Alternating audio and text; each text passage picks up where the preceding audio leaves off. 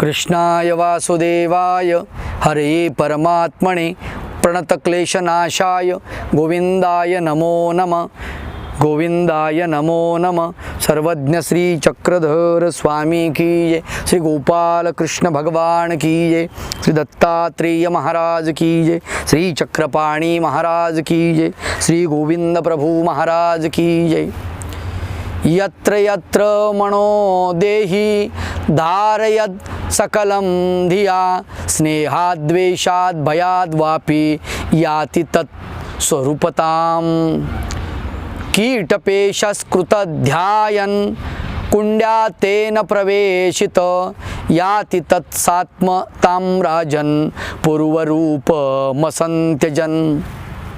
यत्र यत्र मनो देहि, आपण गुरु पाहत आहोत 24वा, ज्याला भृंगुटी असं म्हटलेलं आहे। जे कीटक आहे ते कीटक भृंगुटी त्या घरामध्ये घेऊन जाते आणि तिला काटा टोचून निघून जाते आणि मग ती चिंतन करत करत त्याच्यासारखी ती बनते, ती आळी। तो गुरु आपण पाहतो। यत्र यत्र मनोदेही, तर म्हटलं त्याप्रमाणे यत्र यत्र म्हणजे जिथे जिथे किंवा जिकडे जिकडे मनोदेही मनाची देहाची अवस्था दशा। धारयत सकलम धिया, जे तुम्ही धारण केलेलं आहे, मनाने धारण केलं, शरीराने धारण केलं, तर त्याप्रमाणे तुम्ही होता।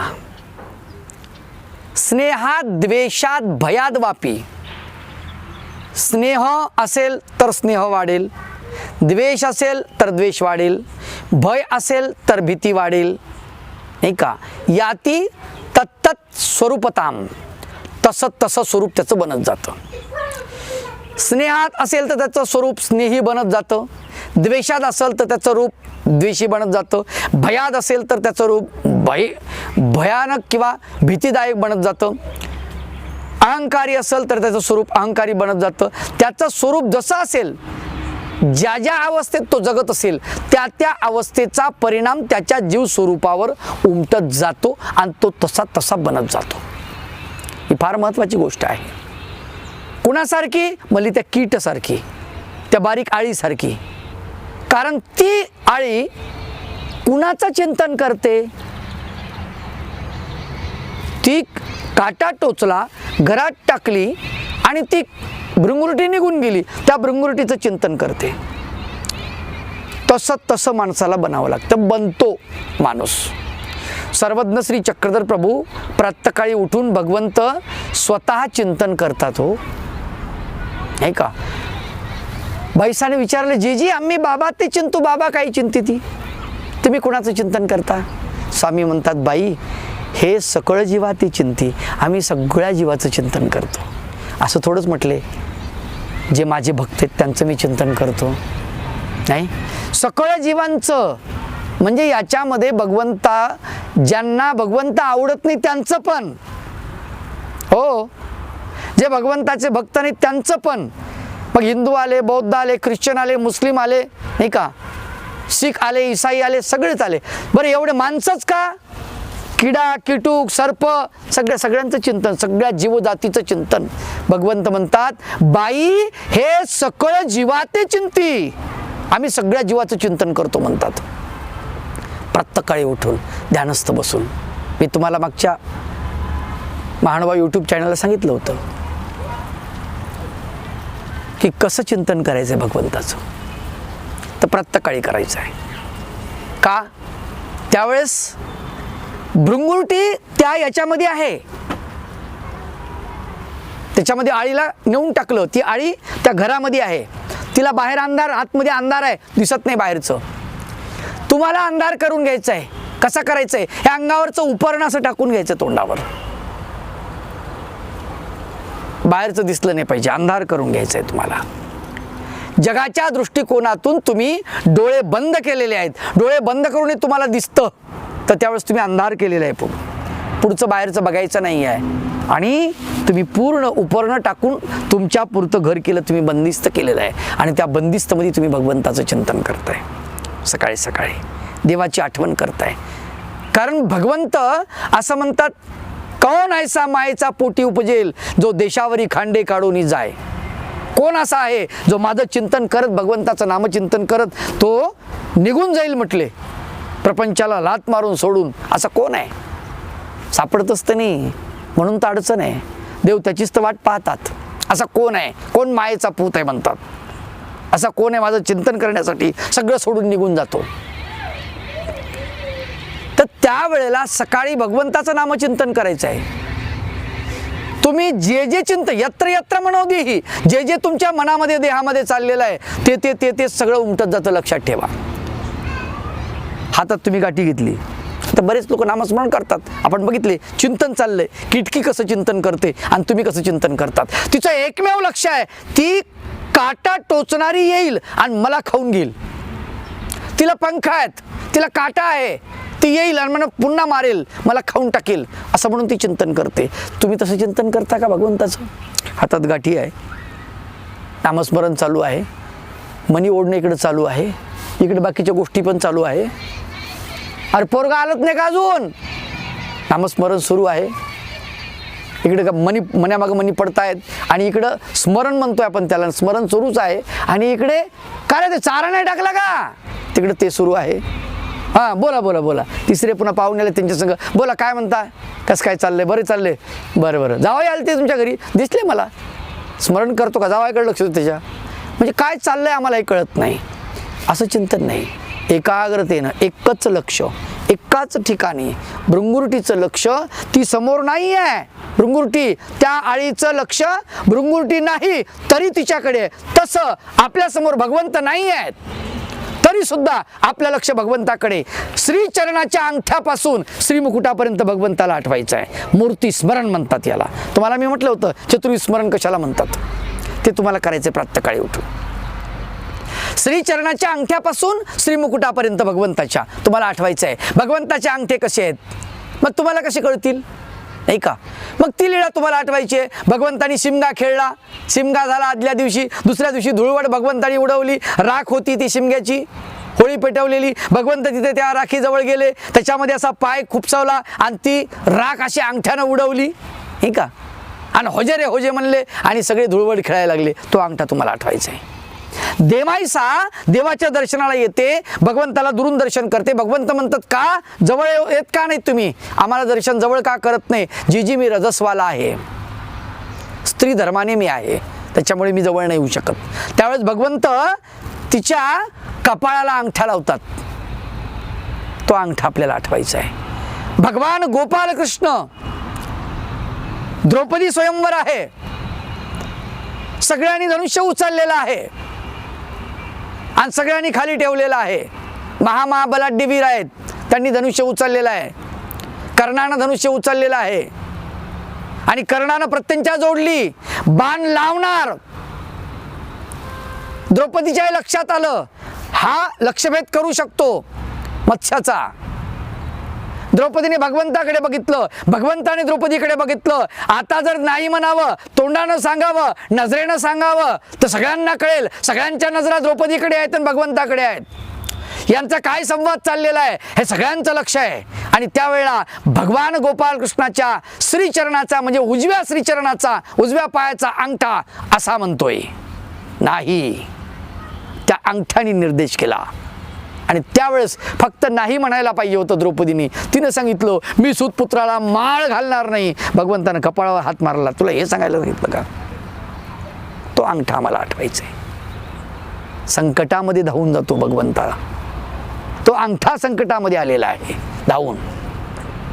भगवंतानं संकटात रक्षण केलं. असं त्या श्रीचरणाच्या अंगठ्यापासून आपल्याला भगवंताचे गुडघे, भगवंताच्या पोटऱ्या, भगवंताच्या मांड्या, भगवंताचा उदर, नाभिरंध्र, भगवंताची छाती, नाही का, हे सगळं सगळं सगळं वेगवेगळ्या लेळेमधून आम्हाला आठवायचं आहे ते. भगवंताचे दंड, भगवंताचे हात, भगवंताच्या हाताचे नखे ते आम्हाला पाहायचे आहेत. भगवंताचं नाक कशा प्रकारचं आहे, भगवंताची भुवई, भगवंताचे डोळे, हे सगळं आठवायचं आहे, चिंतन करायचं आहे. म्हणजे आपल्याला कुणीकडेच जायचं नाही बाकी गोष्टीकडे, त्याचं चिंतन करायचं आहे. श्रीचरणाच्या अंगठ्यापासून श्रीमुकुटापर्यंत ही लिंक लावून दिलेली आहे आपल्याला नामचिंतनाची. याला मूर्ती स्मरण असं म्हणतात. आणि त्या लीळा आठवायच्या म्हणजे लीळा स्मरण झालं. म्हणजे नाम लीळा, आणि नाम तोंडानं घ्यायचं आहे म्हणजे नाम लीळा मूर्ती, 3 स्मरण झालं. आणि चेष्टा म्हणजे जड वस्तूशी केल्या. श्री प्रभू बाबा मूर्तीशी खेळ करायचे, त्याला चेष्टा म्हटलेलं आहे. असं चतुर्विध स्मरण आम्हाला करायचं आहे, लक्षात ठेवा, त्या भृंगुरटीसारखं. आणि तसं व्हायचं आहे. फार जुन्या गोष्टी मी सांगणार नाही, परंतु तुम्ही जसं असेल तुमच्यामध्ये ना तसं तुम्ही बनत जाता. दुर्योधनाच्या सानिध्यात तुम्ही गेलात, दुर्योधनाचा परिणाम तुमच्यावर झाला नाही का. कर्णाला विचारा परिणामाची काय संगत असते, परिणामाचा काय परिणाम असतो, म्हणजे संगतीचा काय परिणाम असतो, काय त्रास होतो त्याचा, हे त्याला विचारा तुम्ही कर्णाला, मग तुम्हाला कळेल. कर्ण सांगेल कुठून दुर्बुद्धी सुचली आणि दुर्योधनाच्या नादी लागलो आणि माझं वाटोळं झालं नाही का. म्हणून तुमच्यामध्ये स्नेह असेल तर तुम्ही स्नेही बनता, तुमच्यामध्ये द्वेष असेल तर तुम्ही द्वेषी बनता, तुमच्यामध्ये भय असेल तर तुम्हाला भीती वाटते, तुमच्यामध्ये अहंकार असेल तर तुम्ही अहंकारी बनता, क्रोधी बनता, तुमच्यामध्ये वासना असेल तर तुम्ही विषयी बनता, तुमच्यामध्ये जे तुम्ही वाढीला लावलं. म्हणून स्नेहात भयात द्वेषात वापी, म्हणजे स्नेह द्वेष भय काही असो ते तुमचं तत्तत् स्वरूपम, तसं तुमचं स्वरूप बनत चालतं. तत्तत् स्वरूपताम म्हणतात ते, तसं तसं तुमचं रूप बनत चालतं, लक्षात ठेवा. मग आम्हाला कसं रूप बनवायचं आहे ते आम्हाला ठरवायचं आहे. साधी गोष्ट आहे, तुमच्या मनामध्ये जे असेल ना ते तयार होतं. एक माणूस एका झाडाखाली जाऊन बसला, उन्हाळ्याची दिवस, झाडाखाली जाऊन बसला, दुपारची वेळ होती, वैशाख महिन्याचं ऊन तापलेलं, थंडगार सावली. म्हणला अशा सावलीत, एवढी थंडगार सावली आहे, या सावलीत जर पाणी आलं असतं प्यायला बस मजा आली असती. झारीमध्ये पाणी आलं, अरे वा म्हटलं पाणी आहे, काय मस्त झालं, पाणी पिलं. म्हटलं इथे मस्तपैकी जेवण आलं असतं, भूक पण लागलेली आहे तर फार सुंदर झालं असतं. म्हणायचा अवकाश तर समोर ताटामध्ये जेवण, पंचपक्वान्न, षडरस अन्न, मस्त यथेच्छ भोजन केलं, आनंदानं ढेकर दिला. वा म्हटलं बिछाना असता तर लई बरं झालं असतं, कारण तर आळस आला ना आता जेवण करून. तात्काळ चंदनाचा पलंग, त्याच्यावर सुंदर अशी मऊ मऊ गादी, बसला गडी पलंगावर, मस्तपैकी अंग टाकलं, विचार केला, पाणी मागितलं, पाणी भेटलं, जेवण मागितलं, जेवण भेटलं, बिछाना मागितला, बिछाना भेटला. कदाचित हे भूत तर नाही म्हणे, भूत म्हटला समोर हजर. अरे बापरे, हे मला खाणार तर नाही. आता जी जी कल्पना तुम्ही करणार ते होणार. त्याने त्याला खाऊन टाकलं. म्हणजे तुम्ही ज्या ज्या गोष्टीमध्ये शिरता जास्त डीपमध्ये, तसं तसं तुम्ही बनत चालता. म्हणून तुम्ही तुमच्यामध्ये स्नेह असला पाहिजे, प्रेम असलं पाहिजे, तुमच्यामध्ये भगवंताचं चिंतन असलं पाहिजे, तद्रूप असले पाहिजे भगवंताच्या ठिकाणी. तुम्ही फार जुनी गोष्ट सांगत नाही. या महाराष्ट्रात गुलाब बाबा म्हणून होऊन गेले 19व्या शतकात, मागच्या शतकामध्ये 50 वर्षाचा काळ असेल फार झालं तर. ते गुलाब बाबा महानुभाव पंथाचे उपदेशी होते, पण डोळ्यानं आंधळे होते. कोणीतरी त्यांना सांगितलं आंधळ्याला काही धर्माला अधिकार नाही म्हणे महानुभाव पंथात. असं म्हटल्यामुळे त्यांनी ते कदाचित दुर्लक्ष केलं आणि मग त्यांनी ज्ञानेश्वरीचा अभ्यास केला त्याच्यानंतर. आणि ते इतके तत्पर झाले की ती स्वतःला स्त्री मानायला लागले. मी श्रीकृष्णाची पत्नी आहे असं ते मानायला लागले. मी श्रीकृष्णाची पत्नी आहे, मी श्रीकृष्णाची पत्नी आहे असं मानता मानता मानता मी श्रीकृष्णाची पत्नी आणि ज्ञानेश्वरांची मुलगी आहे असं म्हणायचे. असं करता करता करता करता वर्ष, 2 वर्ष, 3 वर्ष निघून गेले आणि ते इतके म्हणजे त्यांच्या मनाने ते पूर्ण मान्य केलं की त्यांना स्त्रियांचे धर्म सुरू झाले. पत्रकार त्यांच्याकडे, काय भानगडे, ते म्हणे मला काय माहिती, तो तुमचा प्रांत आहे, तुम्ही शोधत बसा, मला काय कळतं, मी साधा माणूस आहे, मी काही चमत्कारी नाही, मी काही जादूगार नाही, मी काही तंत्रमंत्रावाला नाही, काहीच नाही. आत्ताची घटना म्हणजे असा बदल होऊ शकतो माणसामध्ये. तुम्ही काय आहात हे तुमच्या अंतःकरणात जे आहे ते बाहेर प्रगटत आहे. आलं का लक्षात? तुम्ही साधू बाहेरून नाही, आतून साधू बनले की बरोबर तुमचा देह साधूचं रूप घेतं, आपोआपच घेतं. तुम्हाला घ्यायची गरज नाही. मग तुम्हाला भगवे वस्त्र आवडायला लागतात, तुम्हाला काशाय वस्त्र आवडायला लागतात, तुम्हाला काळे वस्त्र आवडायला लागतात. का? कारण तुम्ही आतून भगवे होत चाललात, आतून तुम्ही साधू होत चाललात. मग साधूंची संगती तुम्हाला आवडायला लागते, मग संत वचन तुम्हाला आवडायला लागतात, मग तुम्हाला गीता आवडायला लागते, मग रामायण आवडायला लागतं, महाभारत आवडायला लागतं, तुम्हाला भागवत आवडायला लागतं. का असं होतं? त्याचं कारण तुमच्यात आतून बदल होत चाललेला आहे. मग तुम्हाला कृष्ण आवडायला लागतो, आता तुम्हाला मुलं आवडायला लागत नाही. का? आतून बदल होत गेलेला आहे. भृंगुरटीसारखा त्या आळीचा आतून बदल झालेला आहे. ती आळी आतून बदललेली आहे. जशी ती आळी आतून बदलली तसं आम्हाला आतून बदलायचे लक्षात ठेवा. आणि म्हणून तुम्हा सर्वांना या 24 गुरुच्या निमित्तानं शुभेच्छा देतो. तुमचं जीवन भगवत चरणी समर्पित हो. भगवंताचं नामचिंतन सदा तुमच्या मुखात असो आणि ते हृदयामध्ये तिथे कायमचं कोरून असो भगवंताची श्रीमूर्त, असा तुम्हाला शुभाशीर्वाद देतो आणि थांबतो. दंडवत प्रणाम. आणि याच्यानंतर हा